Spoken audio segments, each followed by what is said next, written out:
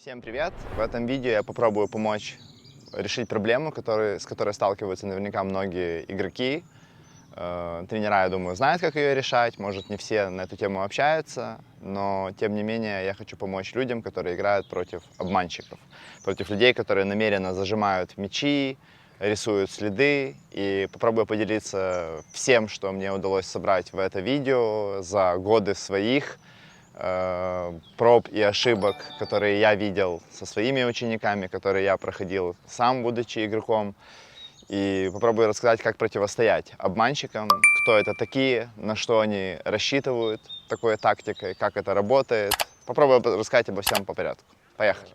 Мне кажется, это видео невозможно будет сделать полноценным, если не объяснить по порядку, почему такие люди существуют, на что рассчитывают эти люди, на чем основана их тактика вот этого обмана и какие системы обмана чаще всего они используют. Такие люди существуют, мне кажется, по двум причинам. Да. Первое – это, наверное, поощрение такого воспитания, то есть, что человек обманывает, и где-то родителями, как я видел неоднократно, поощряется любая победа, и родители сами зачастую готовы врать. У меня, например, был пример, да, где просто, я считаю, невменяемая женщина, которая играли две девочки до 16 лет, и ее дочка доставала трижды за 3 сета мяч после 2 отскоков, забивала его типа обводящим ударом там, или кидала свечку за голову и кричала громко «камон!». И ее мама вскакивала на трибунах вот так. Но это было просто омерзительно, но я же говорю, там, первый раз я там что-то сказал, говорю, вы в себе, говорю, что вы делаете?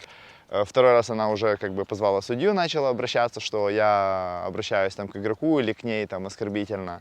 Я перестал это делать, я понял, что родителями полностью поощрялась эта модель, и такая девочка росла, потому что такие родители, грубо говоря, это поощряли. Второй момент, который может быть непроизвольно сделан родителями, когда взращивается обманщик, это давление. То есть на игрока оказывается очень много давления, ты должен выиграть, нам нужен результат, иначе дома получишь.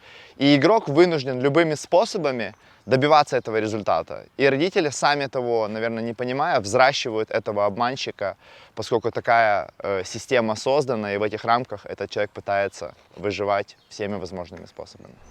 Как проверить, что перед вами обманщик?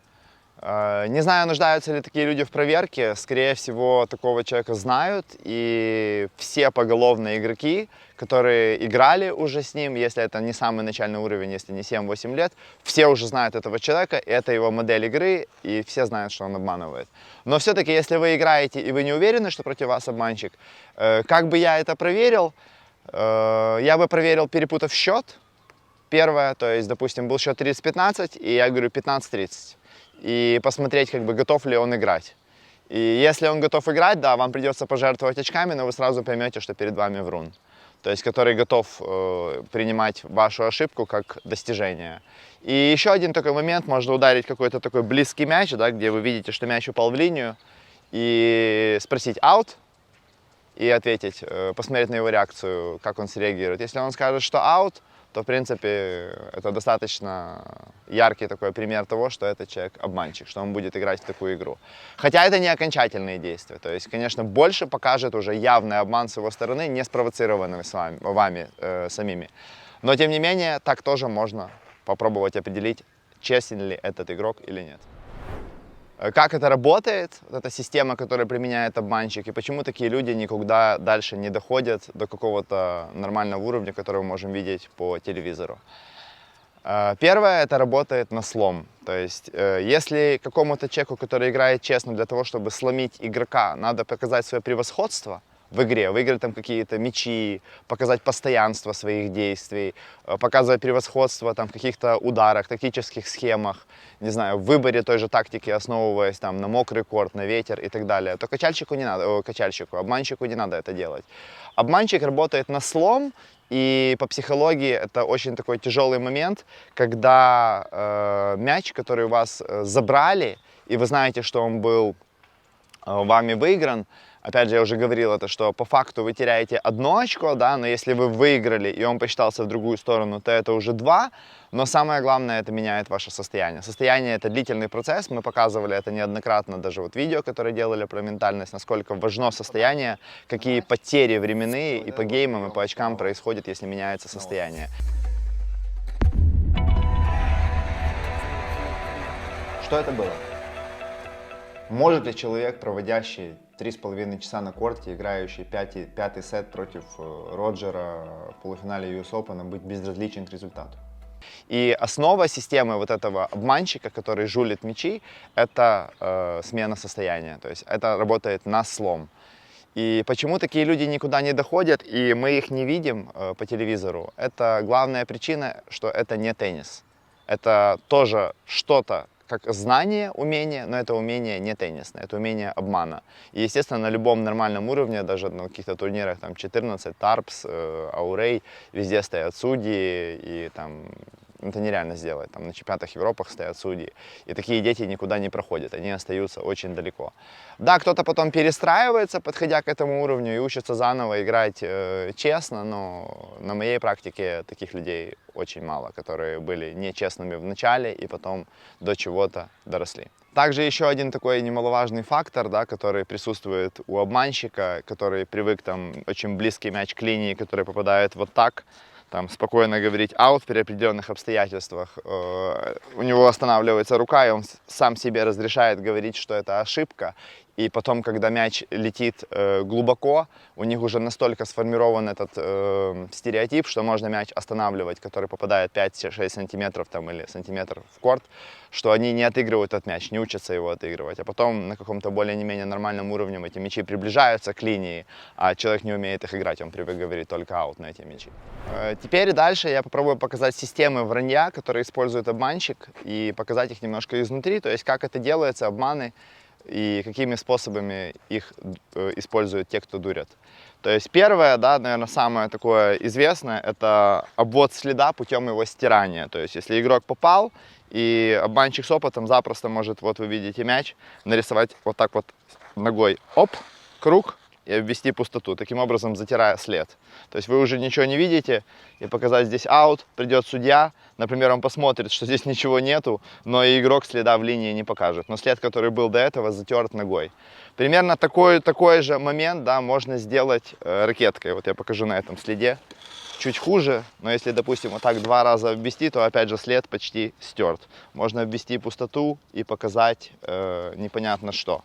Опять же, приходит судья, на большинстве турниров эти судьи не смотрят турниры среднего уровня, никто там не залипает на корте. Это, как правило, один там толстозадый какой-то судья, которому 65+, и который сидит там и только мечтает, чтобы его никто никуда не звал. И дождаться его, чтобы он пришел, практически невозможно.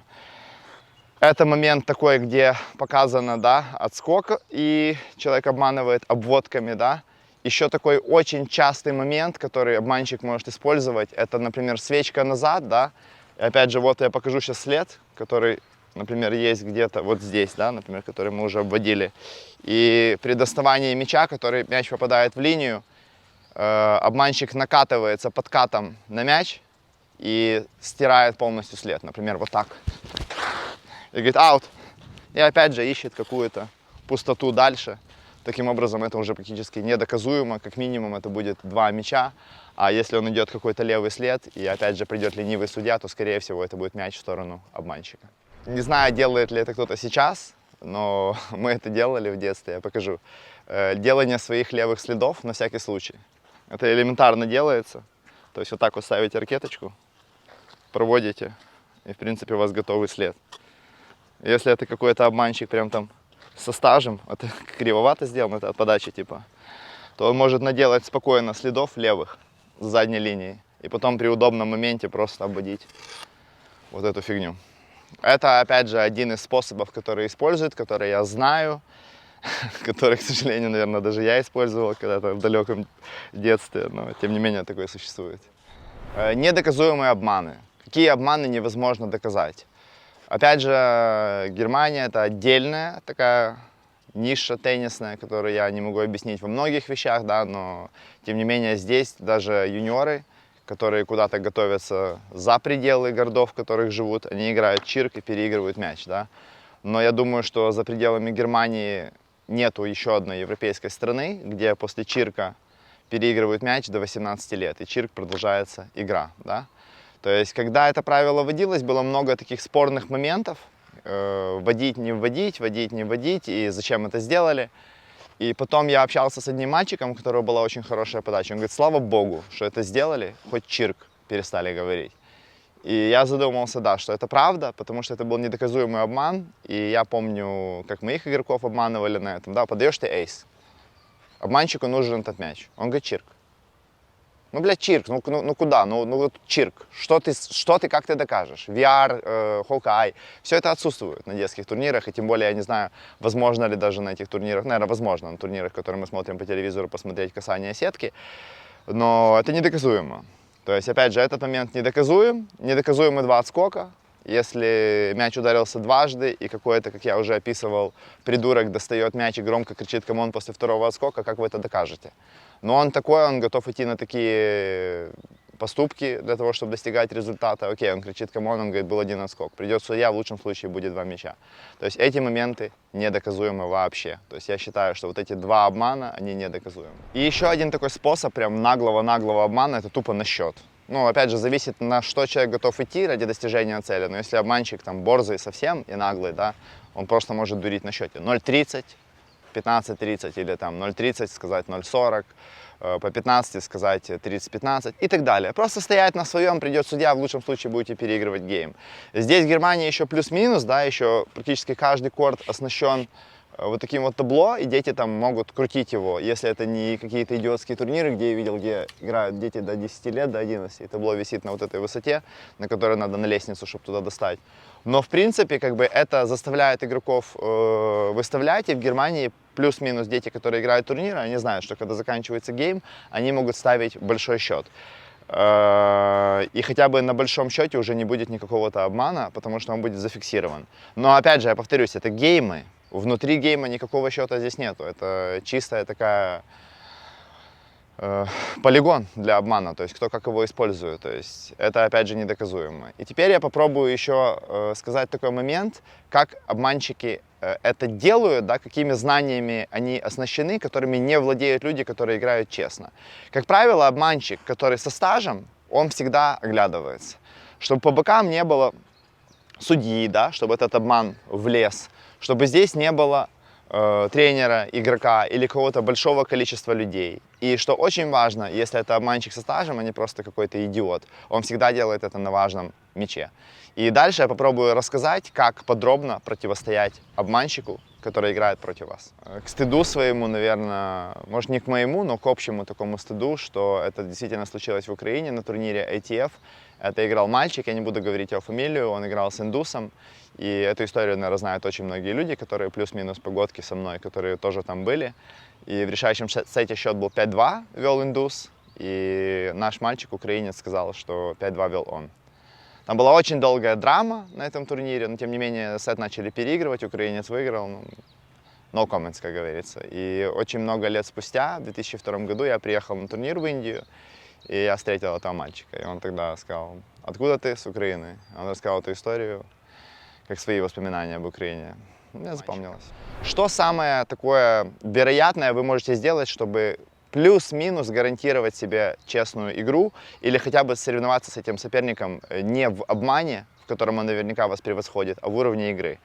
Первое, старайтесь всегда выбрать какой-то зрительный корт. То есть какой-то корт, на котором будет хорошая обозримость, не крайний, какой-то проходной корт, центральный, где может присутствовать большое количество людей, чтобы он знал, что он находится под прицелом, что на него смотрят. Второе. До смешного может дойти, если вы старше там, 8-10 лет, но тем не менее это надо делать. Надо всегда объявлять полностью счет. 1-0, 30-15, я веду. И только потом начинать розыгрыш. Таким образом, если он начал розыгрыш после того, как вы объявили какой-то счет, то, по крайней мере, он сам констатировал факт того, что этот счет был, и он не сможет вас обмануть уже на счет. Если присутствует такое табло, как мы показывали, естественно, постоянно его менять, даже если он это не делает, выставлять счет и за себя, и за него, чтобы хотя бы большой счет у вас был фиксирован. Третье. Старайтесь позвать судью. И зовите судью, если судья не хочет идти на целый матч, и, скорее всего, если турнир среднего такого уровня, невысокого, не дадут вам судью на целый корт, это в лучшем случае будет какой-то инспектор опять на 5-6 кортов, как это всегда происходит. Старайтесь звать судью до момента первого обмана с его стороны, просто на важный счет. Например, подходит у вас тайбрейк, подходит 4-4, зовите судью. Не ждите момента, пока вас дернут на этом счете, пока у вас заберут очко.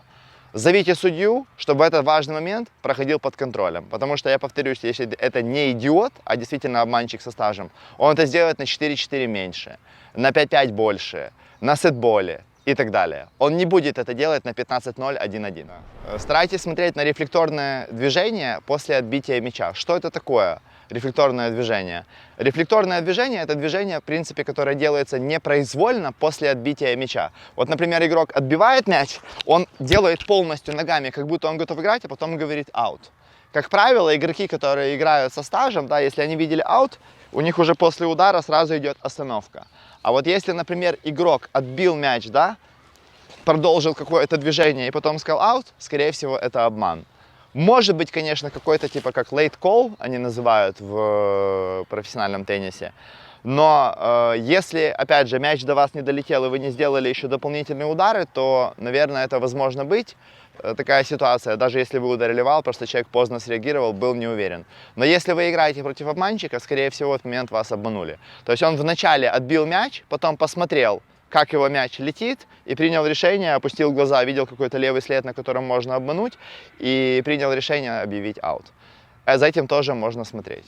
Еще один такой момент, который рекомендовал бы таким людям, которые играют. Если вы не сами на турнире, если вы на турнире с тренером или с родителями, старайтесь все время родителей посылать на сторону к нему, к обманщику, чтобы они смотрели, сидели рядом, на задней линии, там где-то ближе туда, и показывали вам знаками, что было на самом деле. Но поделюсь еще одним опытом, который у меня был из моих каких-то путешествий, где я ездил с игроками. Если это не был прям обманщик, да, такой, который дурил там в черную, я вначале все время игрокам показывал честно. То есть, если их обманули, я показывал аут, если там попал, я показывал попал, провоцировал споры там, или какую-то ругань между ними, но тем не менее я оценивал с точки зрения того, что я видел.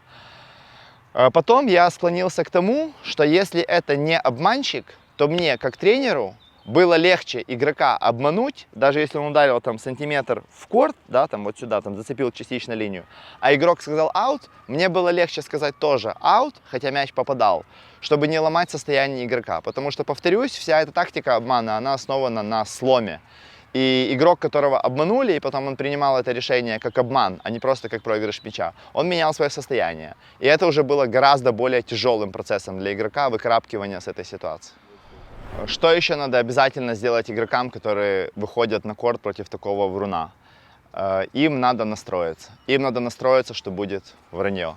Им надо настроиться психологически, что сквозь это испытание придется пройти. Им надо обязательно понимать и помнить, что уровень обмана – это не уровень тенниса. Что вся эта тактика или система, она основана на том, что ему нужна ваша реакция. Ей нужна ваша реакция, нужны ваши слезы, брошенные ракетки, истерики. Если вы это показываете, то вы кормите, грубо говоря, акулу кровью. То есть вы показываете ей: иди, иди, ешь, иди. То есть это подпитка. Как бы ни было тяжело, принимайте этот обман. Я по поводу чуть-чуть позже расскажу, как его вернуть.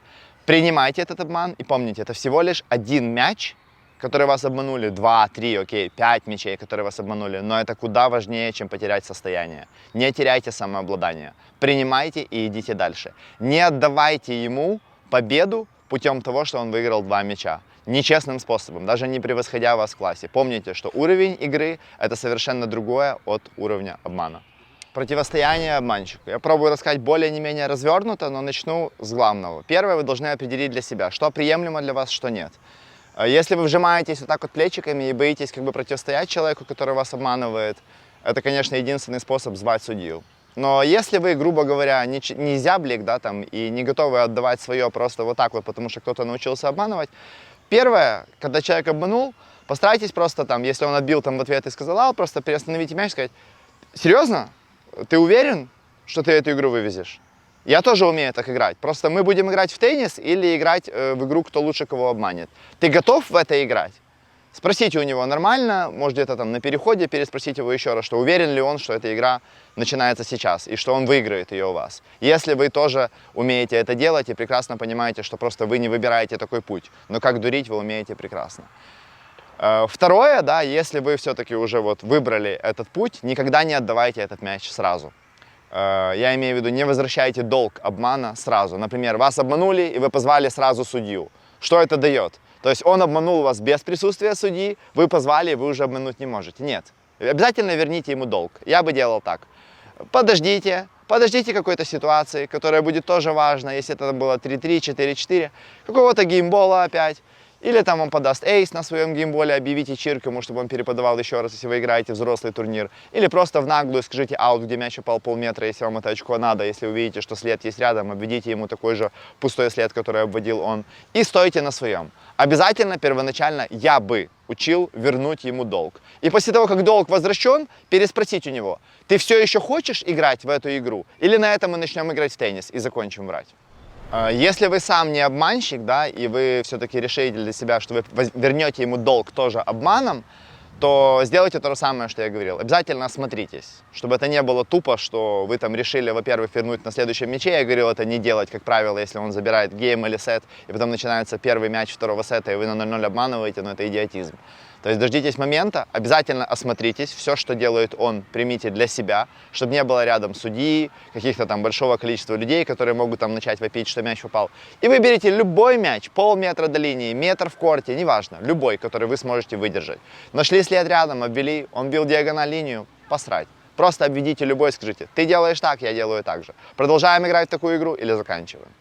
Опять же, весь этот опыт больше касается грунтовых кортов, да, где есть какой-то след и, наверное, больший диапазон для каких-то вариаций обмана и противостояния обману, но тем не менее, как трактуется правило, да, это его сторона, он показывает след, то есть если на грунте человек показывает след, какой бы там наглый этот обман не был, то, скорее всего, ленивый толстожопый судья, который придет, он скажет, что это его сторона, каждый судит на своей стороне. То есть возвращаться этот обман должен точно так же. То есть любой след находите и возвращаете. На харде это практически невозможно сделать вообще. То есть нет следа, это недоказуемо. То есть это просто делается. Вы выбираете мяч, который вам нужен, и возвращаете обманщику долг. И чем мне хочется закончить это видео, безусловно, у этого видео могут быть и негативные последствия, что кто-то научится обманывать. Но я не создаю это видео для того, чтобы научить кого-то врать на корте. Я всего лишь всегда своим игрокам говорю, будьте зеркалом против соперника, которого вы играете, и умейте этому противостоять. Мне бы очень не хотелось, чтобы мои игроки, которые играют, будучи превосходя игрока в классе, играя лучше, чем он в теннис, просто проигрывали, потому что их лучше дурят. И я думаю, что это абсолютно нетерпимо для детей, которые играют, для родителей, которые смотрят, как обманывают их детей, принимать эту сторону, что ваш ребенок проиграл не потому, что он играет хуже, а кто-то лучше, а потому что его обманули. Но, как в любой тактической комбинации, которую вы учите, она понимается с двух сторон, как со стороны человека, который делает ее, и как со стороны человека, который противостоит этой комбинации. Также и в системе обмана. Для того, чтобы знать, как противостоять обманщику, надо знать, как устроен обман.